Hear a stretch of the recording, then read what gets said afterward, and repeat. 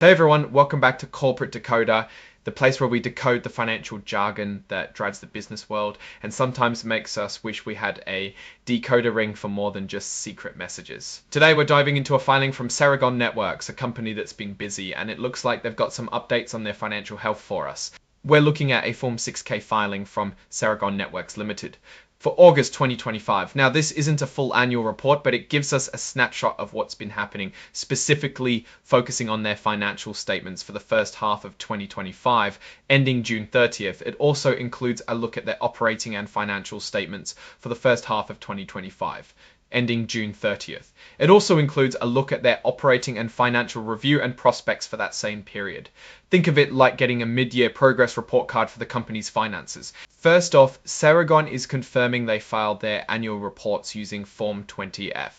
This is pretty standard for foreign private issuers like them, so no surprises there. It just means they're following the rules for companies based outside the US that are also listed here. The main event here is the release of their unaudited interim consolidated financial statements.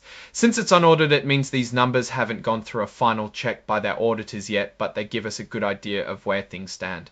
They're also sharing a review of how the company performed financially and what they see coming up. This kind of update is crucial because it gives investors a more current view than just waiting for the year-end report.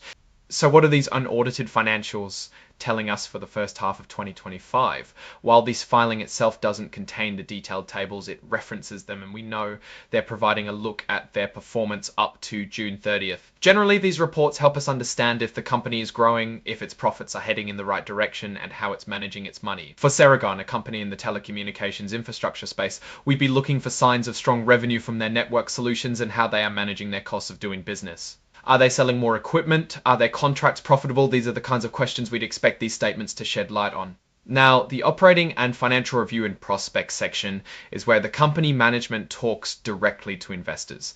They explain the numbers we just mentioned, giving context to what drove the results. For instance, if revenue went up, they'll explain why, perhaps a big new contract or increased sales in a specific region. If costs went up, they'll explain that too. Importantly, they also share their prospects, which is essentially their outlook for the future. This could include their strategy for growth, potential challenges they anticipate, and what they expect their financial performance to look like in the coming months or year. This part is key for understanding the company's strategy and whether they're on track to meet their goals. This filing also mentions an interactive data file in XBRL. XBRL is basically a standardized computer language for reporting business information, making it easier for everyone to access and analyze financial data. It's a good sign that Ceragon is embracing these modern ways to present their financial information, making it more transparent and accessible to investors. Finally, the report is signed off by Ronen Stein, the Chief Financial Officer. This shows that the company's top financial leader is attesting to the accuracy of the information provided. It's a formal way of saying we stand by these numbers. Now, looking at Ceragon Networks, they operate in a pretty competitive field, supplying wireless backhaul solutions which are critical for mobile networks. Think about how your phone connects to the internet. Ceragon's technology is often a part of that invisible chain. In this filing, they are providing an update on their performance in the first half of 2025.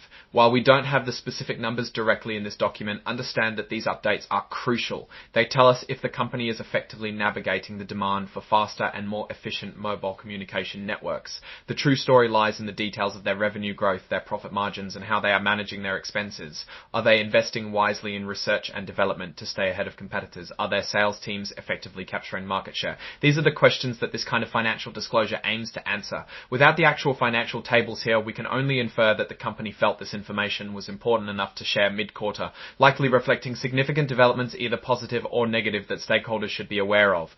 For example, a major contract win or loss could heavily... So what's my take on Ceragon based on this filing? Well, the fact that they are providing this interim update suggests a proactive approach to transparency. Companies usually do this when there's something significant to report, whether it's exceptionally good news or perhaps something that requires explanation. Their success hinges on their ability to innovate in the fast-paced telecommunications sector and secure large deals with mobile network operators. We'd want to see solid revenue growth, improving profitability, and a healthy balance sheet to consider them a strong performer. Potential risks for Ceragon could include intense competition, rapid technological changes that could make their current products obsolete, and the cyclical nature of capital spending by telecom companies. On the flip side, the ongoing global demand for better mobile connectivity presents a significant opportunity. A conclusion here would really depend on the specific numbers within the financial statements referenced in this report, which unfortunately are not embedded here. However, the act of filing itself signifies a movement of information that suggests the company is actively managing its narrative for investors. Alright, that's our decoding of this Ceragon Network's filing. What's your take on these updates and what they might signal for the company's future? Drop your thoughts in the comments below. If this analysis was valuable, hitting that like button really helps us out, and subscribing ensures you don't miss future deep dives into corporate financials. We also have a growing Discord community where we discuss these topics and more, so check out the link in the description. Thanks for watching, and we'll see you don't miss future deep dives into corporate financials. We also have a growing Discord community where we discuss these topics and more, so check out the link in the description.